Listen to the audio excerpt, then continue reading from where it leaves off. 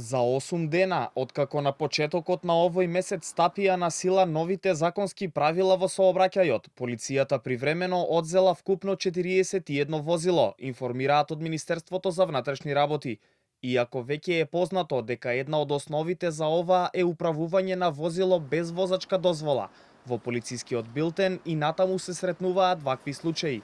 Последните се во Тетово, Куманово и Струга.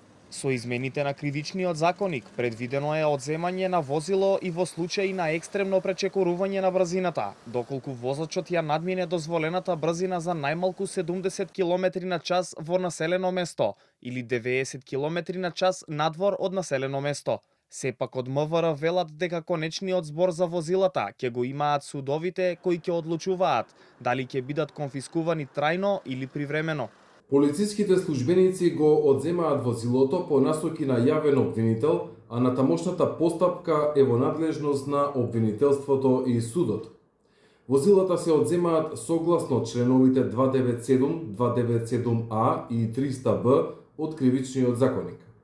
Ве известуваме дека во периодот од 1 до 8 февруари оваа година на територија на цела држава по насоки на јавен обвинител одземени се вкупно 41 возило. Од МВР денеска ја соопштија и статистиката за првата недела од примената на Safe City системот. Вкупно биле казнети речиси 5000 возачи, од кои најголем дел, речиси 4700 за брзо возење. Овој период системот регистрирал уште 22.000 случаи на возење над дозволеното, но тие не се казнети бидејќи биле во рамки на прагот што се толерира. Освен брзо возење, казнети се и над 160 возачи за поминување на црвено светло, а повеќе од 150 возила биле без важечка регистрација.